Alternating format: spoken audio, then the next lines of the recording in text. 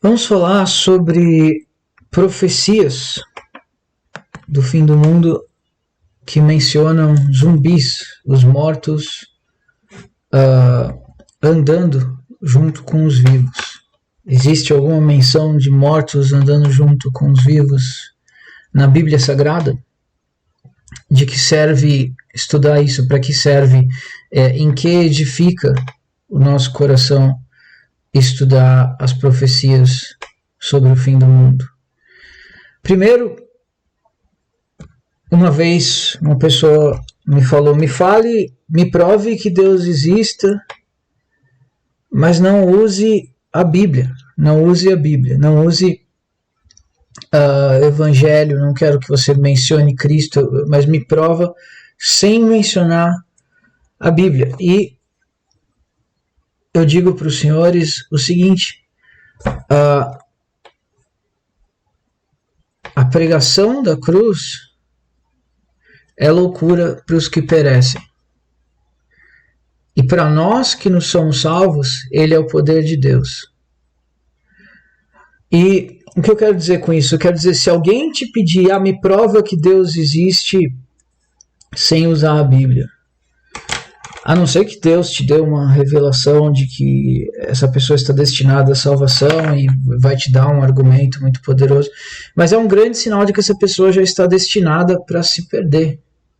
Porque para quem vem afrontando, assim, falar: não quero saber de Bíblia, Bíblia para mim é bobagem. É um efeito colateral da perdição isso. É claro que para Deus nada está perdido, ele pode mudar o coração dessa pessoa, mas é um sinal de para onde essa pessoa está caminhando. E na primeira carta que o apóstolo Paulo escreveu para a cidade, para os cristãos em Coríntio, aos coríntios, ele diz: a palavra da cruz é loucura para os que perecem, mas para nós que somos salvos é o poder de Deus. Está escrito: eu destruirei, Deus falando, a sabedoria dos sábios, eu aniquilarei a inteligência dos inteligentes. Porventura não tornou Deus louca a sabedoria do mundo? E se isso era verdade no ano 30, no ano 40, no ano 50, quando Paulo teve o seu ministério, muito mais hoje em 2022. O que é chamado ciência, entre aspas, não está se revelando cada dia mais uma loucura insana? Aqui na versão lusitana diz: porque a pregação da cruz loucura é para aqueles que em verdade estão perecendo. Aqui essa tradução até mais precisa: estão perecendo. Lembra que eu falei? É um sinal de para onde eles estão andando. O fato de que eles odeiam Deus, odeiam Cristo, que o que é tão precioso para nós, que é a Bíblia Sagrada, preservada por 4.500 anos, os livros mais antigos, 2.000 anos os mais jovens, 1.950 anos o mais recente de todos, que é tão precioso para nós, que a palavra de Deus, para eles é insanidade, é loucura. E o que eles pensam que é ciência, sabedoria, mágico, especial, é de uma insanidade que não tem tamanho. As coisas que eles pensam que é tão real são falsas.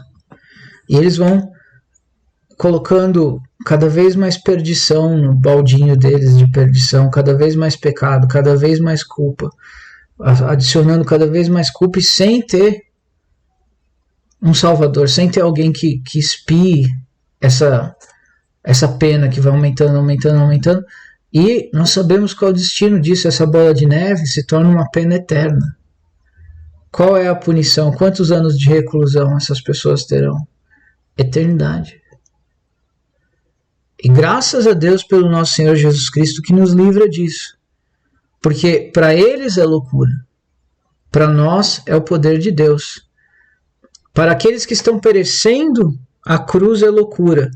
Para nós que estamos sendo conservados e salvos, o poder de Deus ela é. Graças a Deus que nós fomos salvos. Graças ao nosso Senhor e Salvador Jesus Cristo. Que alegria! Então não esperem nada desse vídeo além de versos, capítulos da Bíblia Sagrada. Por quê? Porque para o mundo isso é loucura.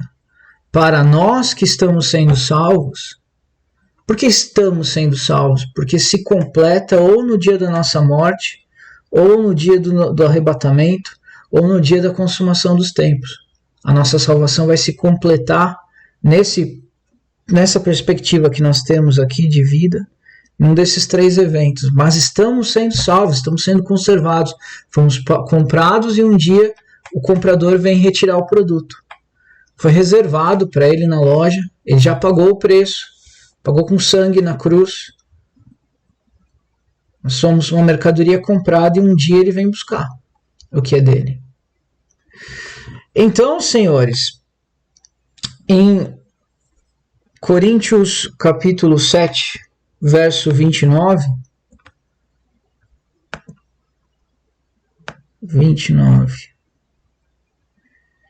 é dito: isto, porém, digo, irmãos, o tempo remanescente está sendo encurtado, a fim de que aqueles que têm esposa sejam como que não as tendo, o que estão chorando como se não estivessem chorando, o que estão se regozijando como se não estivessem, o que estão comprando como se não estivessem possuindo. E aqueles que estão usando esse mundo sejam como se dele não estivessem usando demasiadamente e inapropriadamente, porque passa para longe a aparência desse mundo. O que Paulo está dizendo aqui? Está dizendo que a partir do momento que Cristo ascendeu aos céus, a última fase da história humana começou. Nesses 2000 anos que se passaram, o mundo está acabando, literalmente. Estamos vivendo o último capítulo de uma história de 6, 7 mil anos. E a história acaba, as últimas páginas dessa história acabam com 7 anos, finalmente a pretensão de criar o governo mundial, um governo só unido, uma única moeda, uma única religião, proibir o cristianismo, tudo isso que nós vemos aí, a Rede Globo querendo, a ONU, a esquerda, tudo isso que eles querem, Sodoma e Gomorra mundial, tudo isso vai acontecer. Eles vão vencer. Por 3 anos e meio eles vão vencer. E eu, que acredito em arrebatamento pré-tribulacional, acredito que nós não vamos ver o reino do anticristo. Mas aqueles que se converterem após o arrebatamento serão levados para campos de concentração, onde terão a oportunidade de negar Cristo. E quem se recusar a negar Cristo, quem se recusar a receber a marca da besta, quem se recusar a aceitar a besta, o tirano, o governante mundial, como Deus, a sua vida será terminada, ele será morto. Então, senhores, e eu queria chamar a atenção para os senhores que o que a gente vai mostrar nesse estudo, que tudo indica que nós estamos cada vez mais próximos. Então os senhores me dizem, mas se Paulo falava que estava próximo há 2000 anos, agora você está falando que está próximo também. Estava próximo sim há 2000 anos. Pela perspectiva da eternidade, o que falta acontecer estava às portas, e hoje muito mais. Como Paulo mesmo disse, ou João, não lembro, a nossa salvação está mais próxima hoje do que no dia em que nos convertemos. E não está? A sua vida está acabando, o final dos tempos está chegando, falta menos tempo hoje do que faltava quando o Senhor e a Senhora aceitou Cristo. Então é verdade. Então, vamos ao verso que diz que zumbis vão andar na face da terra. Os senhores vão para o Apocalipse, no capítulo 9, no verso 6.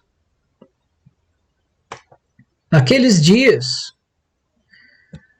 buscarão os homens a morte, e não a acharão. intensamente desejarão morrer e fugirá a morte deles. Por quê? Porque criaturas surgiram do abismo, semelhante a gafanhotos. Eles não atacam erva nenhuma coisa verde, nenhuma árvore, somente os homens que não têm o selo de Deus nas suas testas. Porque aqui, logo um pouco antes, foi dito, não ataquem, não façam nenhum mal aos homens na terra antes de nós selarmos os que foram convertidos, os que pertencem a Deus. Um pouquinho antes aqui é falado. E logo depois disso, um abismo se abre e essas criaturas, uma fumaça de uma grande fornalha, entenebrecido o sol por causa da fumaça. E escorpiões, gafanhotos que parecem escorpiões, criaturas terríveis, monstruosas. A aparência deles é como cavalos aparelhados para a guerra. Havia coroas, ou alguma coisa parecida com coroas, semelhante a ouro. Seu rosto era como o rosto de homens, cabelos de mulheres, dentes de leões. São criaturas monstruosas. E eles atacam os homens. E esses homens sentem uma dor terrível. Como é dito aqui, não matem, mas atormentem por 5 meses. E a dor é semelhante à dor de um escorpião quando vai ferir o homem, mas dura 5 meses. A pessoa enlouquece de dor e ela tenta se matar. Só que, olha que coisa curiosa, a morte foge desses homens. A morte foge desses... Eles buscam a morte e não encontram. Senhores, eu proponho que isso é algo que não houve ainda na Terra. Se eu quiser buscar isso hoje, eu consigo. Se os senhores quiserem, se qualquer pessoa quiser, consegue. Existem N formas de se alcançar esse objetivo. Mas haverá um período, após que essas criaturas atacaram esses homens, que embora a dor seja insuportável, não importa o que eles façam, eles continuam vivos. E se eles, por exemplo, com uma escopeta atirarem na própria cabeça e tiverem o dano do projétil, e para todos os efeitos era para estar morto, ele vai continuar andando e o dano foi feito. Se ele se jogar de um prédio e quebrarem-se todos os seus ossos, perfurarem isso, perfurar aquilo, e para todos os efeitos, nenhum ser humano sobreviveria, ele todo destruído daquele jeito continuará vivendo. Não conseguirá achar a morte. E aqueles que se converteram a Cristo não são perturbados por essas criaturas. O que são essas criaturas? São criaturas enormes ou elas são microscópicas? Elas vêm do abismo, tudo bem. Mas elas atacam de que forma? Atacam voando e vêm e mordem, ou é uma espécie de agulha? E alguma coisa é injetada no corpo das pessoas? Não sabemos, mas, senhores, eu quero mostrar para os senhores o verso 7 do capítulo 3 do livro do profeta Amós, que diz o seguinte: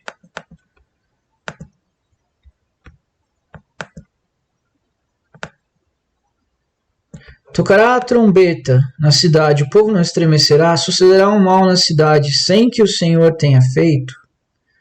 Certamente o Senhor Deus não fará coisa alguma sem ter revelado seu segredo aos seus servos, o profeta. Então, Deus não age sem antes avisar. E nós temos um livro no qual Deus está avisando tudo o que fará. Porém, o maligno, ele imita Deus nas coisas que ele faz. Então, quando ele vai fazer algo, o modus operandi dele, ele revela aos seus profetas. Quem são os profetas do maligno? Os profetas de Lúcifer, os profetas do diabo. Isso é revelado em Efésios, capítulo 2, no verso 7. Perdão, verso 2. Em tempos passados, andastes segundo o curso desse mundo, segundo o príncipe da potestade do ar. E na João Ferreira Almeida diz, segundo o príncipe das potestades do ar, espírito que opera nos filhos da desobediência. E na King James diz, according to the prince of the power of the air. De acordo com, do grego kata, prince, archon, um ranking de poder, um dos primeiros no ranking de poder, de acordo com o archon, da exousia no grego, da autoridade, e o ar, aer, respirar, ar, atmosfera, aer no grego. Quem são os profetas do diabo? Ele é o Senhor do ar. Então, os profetas dele estão na mídia. Estão nos broadcasting, nas transmissões aéreas, nos filmes, nas séries, nas músicas, em tudo aquilo que é transmitido pelo ar. Então, senhores, vejam aqui o começo do filme Eu Sou a Lenda, no qual Will Smith faz papel de um homem que está num apocalipse e ele, todos que estão juntos, todos que vivem nesse mundo se tornaram zumbis, se tornaram criaturas monstruosas. E como eles se transformaram em criaturas monstruosas? Essa cena aqui, uma repórter diz, a medicina viu muitos milagres, curas milagrosas, fala de pólio, transplante de coração, etc, etc, etc. Daí fala, doutora Alice Crippen, que curou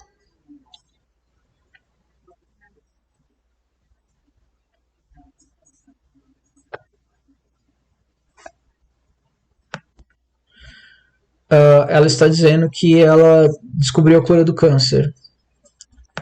Então, ela vai injetar um vírus nas pessoas e as pessoas não vão ter mais câncer. Então, de que forma isso aqui aconteceu no filme? Algo foi imposto à população como algo que seria bom, que iria curá-los de algo, e aquilo foi corrompendo o DNA e essas pessoas se tornaram monstros. As pessoas se tornaram monstros. E isso foi avisado.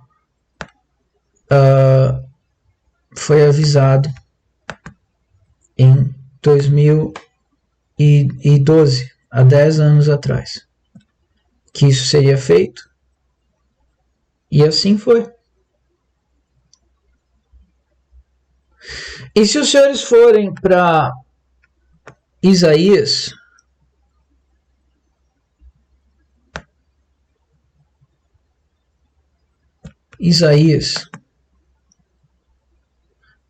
capítulo 49, no verso 26,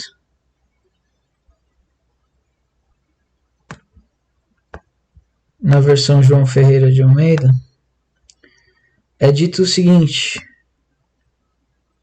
assim diz o Senhor, Os presos se tirarão valente, a presa do tirano escapará. Eu contenderei com os que contendem contigo. Os teus filhos eu remirei. Sustentarei os teus opressores com a própria carne, e com o próprio sangue eles se embriagarão, como com mosto, e toda a carne saberá que eu sou o Senhor, teu Salvador, teu Redentor, forte de Jacó. Prenunciando que num dia de julgamento, aqueles malignos, impiedosos, comerão a própria carne. Então, senhores, coisas terríveis virão sobre a terra quando ocorrer a consumação dos tempos. E eu proponho que nós estamos vivendo o prenúncio disso. Já estamos sendo coagidos a aceitar o que está por vir. Estamos sendo coagidos a aceitar como normal essas coisas terríveis. E como disse Nikita Khrushchev, o líder da União Soviética na época da Guerra Fria, os vivos invejarão os mortos, e esse dia está chegando. Então, obviamente, para nós que acreditamos em Cristo, nós não estamos reservados para essas coisas, mas estamos reservados para a redenção, para a salvação. Então, cada dia mais, esse livro de 4.500 anos, os livros mais antigos, e mais de 2.000 anos os livros mais novos, 1950 o mais novo de todos, que é o Apocalipse, cada dia mais parece que a gente está vendo noticiário. Cada dia mais a loucura que aqueles que são do mundo pensam que acreditar em Deus é loucura, cada vez mais fica claríssimo que está tudo se consumando. E o quão perdido eles têm que estar para não conseguir perceber. Aquela história que eu li para os senhores em Paulo, é loucura para os que estão se perdendo, e o poder de Deus para aqueles que estão se salvando. Então, senhores, nós estamos vendo claríssimo aqui, tudo se consumando, e eu quero estar com os senhores nesses dias aqui, nesses 5 meses terríveis. Pior filme de horror que os senhores já assistiram não chega aos pés do que nós veremos nesses dias. Eu quero estar com os senhores no reino dos céus, festejando enquanto essas coisas acontecem. Eu não quero estar aqui para ver essas coisas. E graças a Deus pelo nosso Senhor e Salvador Jesus Cristo, que tem o poder para nos livrar desses dias. Espero que tenham gostado deste estudo e nos vemos na próxima.